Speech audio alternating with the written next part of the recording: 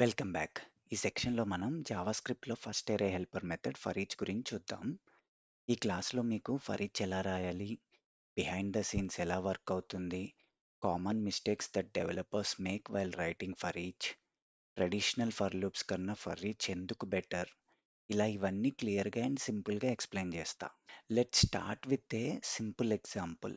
Suppose we have an అరే of shapes where shapes equals to circle, square, triangle, right. ఇప్పుడు ఇది మనము traditional for లూప్తో iterate అవ్వాలంటే ఎలా అవ్వాలో చూద్దామా. Oh where i equals to 0, i less than shapes dot length i S plus console dot log shapes of i. Right, ఈ code చాలా ఫెమిలియర్గా ఉంది కదా. ఐ అనే ఇటరేటర్ క్రియేట్ చేస్తాం, లూప్ కండిషన్ చెక్ చేస్తాం, అరే ఎలిమెంట్ యాక్సెస్ చేస్తాం and console లాగ్లో ప్రింట్ చేస్తాం. ఇది కరెక్ట్గానే పనిచేస్తుంది, బట్ లాట్ ఆఫ్ ప్లేసెస్లో స్మాల్ మిస్టేక్స్ ఈజీగా జరగవచ్చు. లైక్ సెమీ కాలమ్స్ మిస్ చేయొచ్చు, ఇలా సింటాక్స్ ఎర్రర్ వస్తుంది, అండ్ రాంగ్ ఇండెక్సింగ్తో స్టార్ట్ చేయొచ్చు. సో ఇలా చాలా కామన్ మిస్టేక్స్ జరుగుతూ ఉంటాయి ఫర్ లూప్ వాడినప్పుడు. Now let's rewrite the same example using for each. Before writing మీకు అసలు ఏదైనా like anything you want to know about Java script అంటే ఏ వెబ్సైట్ రిఫర్ చేస్తారు? It has to be ఎండిఎన్, and it is the most trusted up to date resources for web developers, where you can learn and verify concepts with clear examples. ఇది official browser supported documentation. So మీరు గూగుల్లో ఎండిఎన్ అని type చేస్తే మోజిలా వాళ్ళది ఈ website వస్తుంది. So దీంట్లో మీరు సిఎస్ఎస్, హెచ్టిఎంఎల్, జావా స్క్రిప్ట్కి సంబంధించింది ఎనీథింగ్ రిఫర్ చేసుకోవచ్చు. సో మన కేసులో మనం ఫర్ ఈచ్ గురించి కదా నేర్చుకుంటున్నాము. ఫర్ ఈచ్ గురించి మీరు సర్చ్కి వెళ్ళి ఇలాగా ఫర్ ఈచ్ అని టైప్ చేశారనుకోండి, array dot prototype dot for each వచ్చింది. సో దీంట్లో మీరు ఫర్ ఈచ్ సింటాక్స్ ఎలా రాయాలి, సో కాల్ బ్యాక్ ఫంక్షన్ తీసుకుంటుంది, అండ్ ఈ కాల్ బ్యాక్ ఫంక్షన్స్కి ఏమి పారామీటర్స్ ఉంటాయి, like element, index, array. So ఇలా మీరు anything related to JavaScript ఈ వెబ్సైట్కి వచ్చి రిఫర్ చేసుకోవచ్చు. సో సింటాక్స్ ఇస్తాడు మీకు, ఇక్కడే ట్రై ఇట్ ఎడిటర్ కూడా ఉంటుంది, రన్ చేసి టెస్ట్ కూడా చేసుకోవచ్చు కోడ్. చాలామందికి తెలిసే ఉంటుంది ఈ వెబ్సైట్, తెలియకపోతే కనుక it is very useful website. So మనం ఇప్పుడు ఎండిఎన్లో ఎలా రిఫర్ చేసుకోవాలో చూసాం కదా. సో ఫర్ ఈచ్ యూజ్ చేసుకొని మన షేప్స్ అరేని ఎలా ఇటరేట్ అవ్వచ్చో చూడండి. Shapes dot for each. So గుర్తుపెట్టుకోండి, ఎప్పుడు ఈ క్యాపిటల్ కేస్ ఉండాలి ఫర్ ఈచ్ రాసేటప్పుడు. ఓకే, అండ్ ఫర్ ఈచ్ ఏం ఎక్స్పెక్ట్ చేస్తుంది? ఇటరేటర్ ఫంక్షన్ ఎక్స్పెక్ట్ చేస్తుంది. ఇటరేటర్ అనొచ్చు, కాల్ బ్యాక్ ఫంక్షన్ అనొచ్చు, like this. Right. So JavaScript ES6లో ఈ latest array helpers like for each, map ఇవన్నీ హయ్యర్ ఆర్డర్ ఫంక్షన్స్ అంటారు. హయ్యర్ ఆర్డర్ ఫంక్షన్స్ అంటే nothing but takes another function as its argument. Okay, ఇంకో ఫంక్షన్ని argument లాగా తీసుకుంటుంది అని అర్థం, అంతే. సో ఈ కాల్ బ్యాక్ ఫంక్షను మన డాక్యుమెంటేషన్ ప్రకారం ఏం పారామీటర్స్ తీసుకుంటుంది? సో ఫస్ట్ పారామీటర్ వచ్చేసి ఎలిమెంట్, కరెంట్ ఎలిమెంట్ ఏదైతే ఉందో అది. సెకండ్ పారామీటర్ ద ఇండెక్స్, ఆ కరెంట్ ఎలిమెంట్కి సంబంధించిన ఇండెక్స్. అండ్ థర్డ్ పారామీటర్ అరే ఇట్ సెల్ఫ్, ఏ అరే అయితే ఇటరేట్ అవుతున్నామో ఆ అరే. ఓకే, మన కేసులో సింపుల్గా ఎలిమెంట్. సో ఈచ్ ఎలిమెంట్ని మనం షేప్తో పిలవచ్చు. మీరు ఎనీథింగ్ ఇక్కడ ఏదైనా ఇచ్చుకోవచ్చు, లైక్ ఎక్స్ అని పిలవచ్చు, ఏమైనా చేయొచ్చు. బట్ ఫర్ నేమింగ్ కన్వెన్షన్ మనం అరేస్ని ఎప్పుడు ప్లూరల్, లైక్ ఈ కేసులో షేప్స్ అని డిక్లేర్ చేస్తాము, అండ్ ఈచ్ ఎలిమెంట్ వస్తుంది కాబట్టి సింగులర్తో పిలుస్తాం, లైక్ షేప్. సో సింపుల్గా ఇప్పుడు కన్సోల్ డాట్ లాగ్ షేప్ వచ్చింది కదా. ఇది కామెంట్ చేస్తా జస్ట్ ఇన్ కేస్. సో క్లీన్గా ఉంది కదా, no index handling, no extra loop condition, డైరెక్ట్గా అరే ఎలిమెంట్ని యాక్సెస్ చేసాం. For each automatically iterates each element and passes it to our function. Okay, అసలు బిహైండ్ ద సీన్స్ ఎలా వర్క్ అవుతుందో చూద్దామా? సో మీకోసం ఒక డయాగ్రామ్ ప్రిపేర్ చేసా. సో లెఫ్ట్ సైడ్ మన షేప్స్ అరే ఉంది. షేప్స్ అరేని ఫర్ ఈచ్తో ఇటరేట్ అయినప్పుడు ఫస్ట్ ఎలిమెంట్ సర్కిల్ మన ఇటరేటర్ ఫంక్షన్కి వస్తుంది. అండ్ మన ఇటరేటర్ ఫంక్షన్కి 3 ఆర్గ్యుమెంట్స్ ఉంటాయి. So first argument is always, మీకు ఈ ఆర్డర్ కూడా ఇంపార్టెంట్.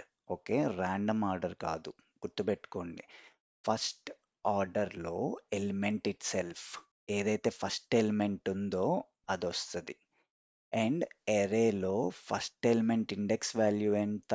ఎప్పుడైనా సరే జీరో నుంచి స్టార్ట్ అవుతుంది, తెలుసు కదా. And the whole array itself వస్తుంది థర్డ్ ఆర్గ్యుమెంట్ లాగా. ఓకే, సో ఇవన్నీ ఇటరేటర్ ఫంక్షన్కి వచ్చే ఆర్గ్యుమెంట్స్. మీ రిక్వైర్మెంట్ బట్టి ఏ ఆర్గ్యుమెంట్ని అయితే యాక్సెస్ చేసుకోవాలనుకుంటున్నారో ఆ ఆర్గ్యుమెంట్స్ని ఈ ఆర్డర్లో మన ఇటరేటర్ ఫంక్షన్లో రాస్తే యాక్సెస్ అవుతుంది. మనం ఇందాక రాసిన ఎగ్జాంపుల్లో ఓన్లీ మన కేసులో console log only elements print చేసాం కాబట్టి ఓన్లీ ఎలిమెంట్ని యాక్సెస్ చేసాం.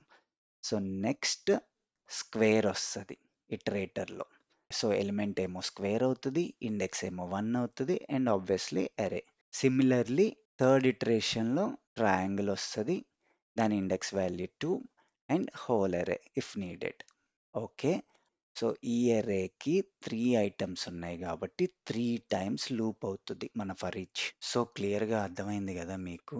Every element is passed to our call back function 1 by 1 and our callback function have 3 inbuilt arguments. First argument is element itself, second argument index value of that element, and third argument is the array that we are looping through.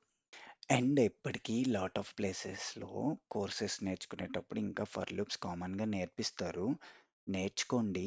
But 2025లో మీకు job వచ్చిన ఏ code బేస్లోనూ ఇప్పుడైతే for loop చూడరు. ఒకవేళ చూసినా మీ ఆఫీస్లో best practices or latest coding practices follow అవటం లేదు అని అర్థం. Or else maybe legacy code అయి ఉండొచ్చు. ఇన్ఫ్యాక్ట్ నేను యాజ్ ఎ సీనియర్ డెవలపర్ రెగ్యులర్గా కోడ్ రివ్యూస్ చేస్తా. ఎవరైనా ఫర్ లూప్స్ రాస్తే ఇమీడియట్గా ఫ్లాగ్ చేస్తా and ask them to rewrite using the right array helpers. అసలు ఎందుకు? ఫర్ లూప్స్ కూడా సేమ్ రిజల్ట్ ఇచ్చింది కదా, వై ఫర్ ఈచ్ అంటారా?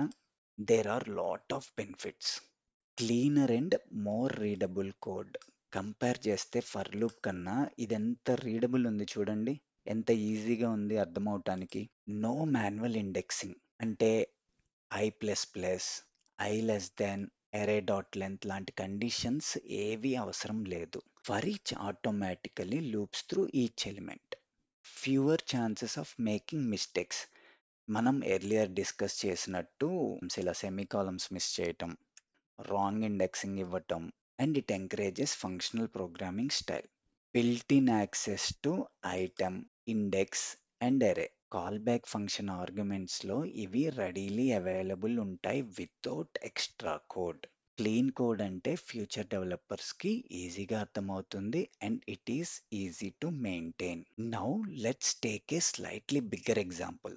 Suppose we have an array of numbers and we want to find their sum instead of using a for loop where numbers equals to 1, 2, 3, 4, 5, right?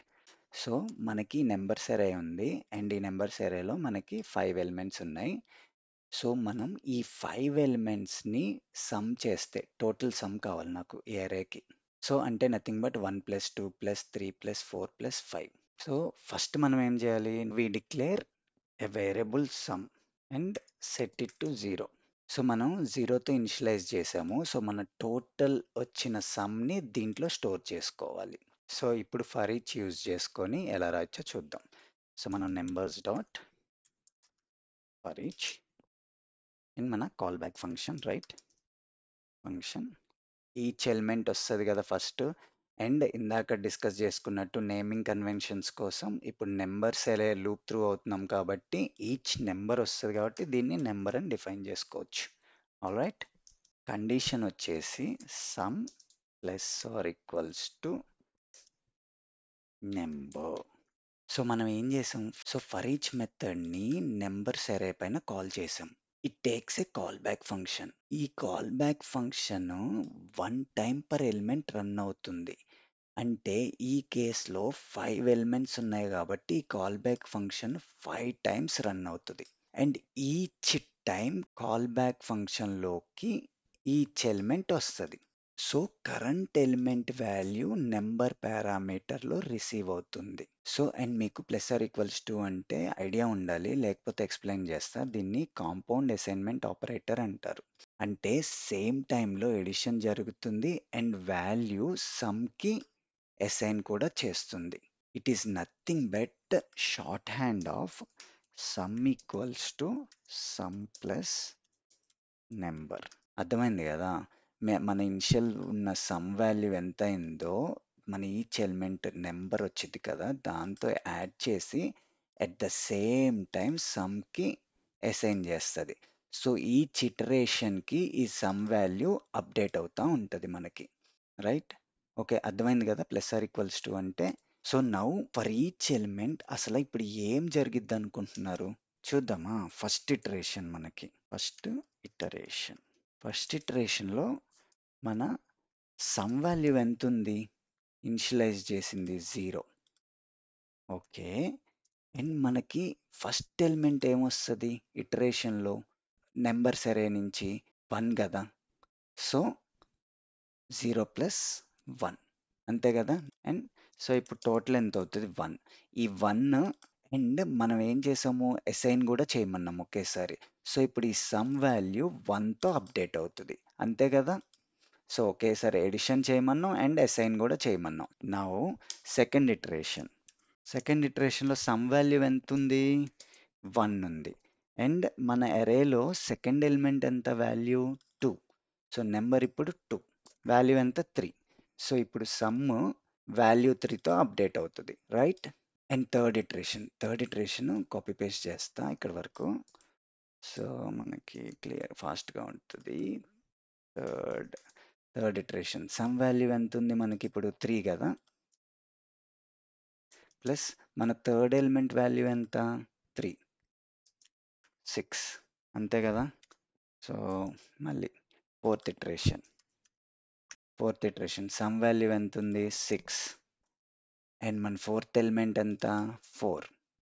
Total ఎంత వస్తుంది అప్పుడు 10. Right? Fifth iteration some value ఎంత ఉంది 10 కదా, plus and మన fifth and final element value ఎంత 5. So నెంబర్లోకి 5 వచ్చినప్పుడు so equals to ఎంత అవుతుంది 15. సో ఇలా జరుగుతుంది ఇటరేషన్ మొత్తం. సో మన ఎరేలో 5 ఎలిమెంట్స్ ఉన్నాయి కాబట్టి ఫర్ ఈచ్ రన్ చేసినప్పుడు 5 టైమ్స్ ఇటరేషన్ ఫంక్షన్ని కాల్ చేస్తుంది. అండ్ ఈచ్ టైము ఒక్కొక్క ఎలిమెంట్ వస్తూ ఉంటుంది నెంబర్స్ ఎరే నుంచి. అండ్ మనం అడిగిన కండిషన్ ప్రకారం మన కేస్లో మనం ఎడిషన్ చేస్తున్నాం కాబట్టి ఈ కండిషన్ని పర్ఫామ్ చేస్తుంది. ఎన్ని టైమ్స్ పర్ఫామ్ చేస్తుంది, 5 టైమ్స్ పర్ఫామ్ చేస్తుంది 1 బై 1. సో అలా ఈచ్ ఇటరేషన్కి ఇలా సమ్ వాల్యూ అప్డేట్ అవుతూ వస్తుంది. సో ఫైనల్గా వాల్యూ ఎంత 15. సో ఇప్పుడు మనం సమ్ వాల్యూని కన్సోల్ లాగ్ చేసి చూద్దాం. console.log sum వచ్చిందా 15. రైట్? సో క్లియర్గా అర్థమైంది అనుకుంటున్నా ఇటరేషన్ ఎలా జరిగిద్ది అని. అండ్ వన్ మోర్ థింగ్, ఈ కాల్ బ్యాక్ ఫంక్షన్ని మనము సపరేట్గా కూడా డిక్లేర్ చేసి పాస్ చేయొచ్చు. ఫర్ ఎగ్జాంపుల్ మన కేసులో ఈ ఫంక్షన్ ఏం చేస్తుంది, నెంబర్స్ని యాడ్ చేస్తుంది. So let's call it as add number like this. And console log comment చేస్తా. సో ఇప్పుడు ఆ ఫంక్షన్ని రాద్దాం. ఫంక్షన్ ఏం పేరు ఇచ్చాం దానికి, యాడ్ నెంబర్ అని.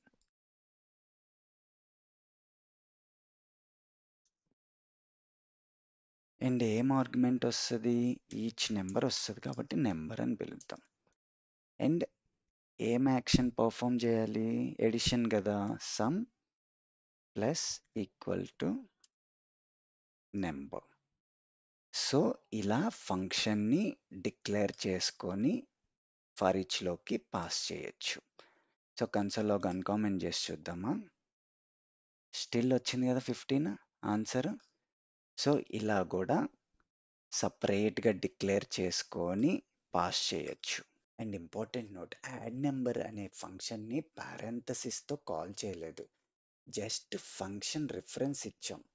ఇలా ఇలా కాల్ చేయకూడదు. ఇలా కాల్ చేస్తే చూసారా టైప్ ఎర్రర్ అని వచ్చింది. ఎందుకు, for each expects A function, not the result of calling A function. So మీరు ఇలా పారెంథసిస్ ఇస్తే ఫంక్షన్ ఎగ్జిక్యూట్ అయిపోయి కాల్ చేస్తున్నట్టు, బట్ ఫర్ ఈచ్ అలా వర్క్ అవ్వదు. సో ఫర్ ఈచ్ ఏంటంటే only call back function reference expect చేస్తుంది. ఓకే, అర్థమైంది అనుకుంటున్నా. సో ఇది one of the common mistakes I notice that lot of developers make. మీరు చేయకండి ఎప్పుడు. సో ఇప్పుడు నాకు తెలిసి మీకు క్లియర్గా అర్థమై ఉండాలి ఫర్ ఈచ్ ఎలా రాయాలని. కానీ మీకు ఇప్పుడు ఇంకొక ఇంపార్టెంట్ పాయింట్ క్లారిఫై చేయాలనుకుంటున్నా. Suppose we have an array of shapes circle, square and triangle. If we run for each on it and try to return something from inside the function. So for ఈచ్లో return keyword వాడితే ఏమైద్ది అనుకుంటున్నారు, ఈ డయాగ్రామ్లో చూపించినట్టుగా నేను for ఈచ్లో return circle అన్నాను అనుకోండి, ఇలా ఎరే మొత్తం సర్కిల్స్తో ఫిల్ అయ్యిద్ది అనుకుంటున్నారా. ఎడిటర్లో నేను ట్రై చేసే లోపల మీరు గెస్ చేయండి. And always remember one main point about for each. అదేంటంటే for each does not create a new array, it just iterates. So ఎడిటర్లో ఆల్రెడీ షేప్స్ ఎరే డిక్లేర్ చేసి పెట్టా. సో మనం ఈ ఎరే పైన ఫర్ ఈచ్ పర్ఫామ్ చేద్దాం. Shapes dot for each మన call back function and first element each shape వచ్చింది కదా, రైట్. సో డయాగ్రామ్లో చూపించినట్టు నేను మీకు ఏమడిగాను, సర్కిల్స్ రిటర్న్ చేయమన్నా. So return circle. అండ్ ఇలా రిటర్న్ సర్కిల్ చేస్తే అన్ని సర్కిల్స్ లైక్ ఈ అరే మొత్తం సర్కిల్ సర్కిల్ సర్కిల్ అయ్యిద్దా అని అడిగా. చూద్దామా ఏమైద్దో. So console dot log shapes. అరే అదేంటి, అన్ని సర్కిల్స్ రావాలి కదా, రాలేదు ఎందుకు, సేమ్ అరే ఎలా ఉందో అలాగే అయ్యిందేంటి.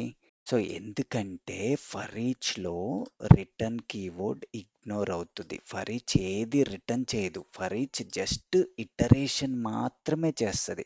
సో మీరు రిటర్న్ ఇచ్చిన తర్వాత ఇక్కడ ఏం రాసినా ఈ కంప్లీట్ లైన్ ఇగ్నోర్ చేసేస్తుంది.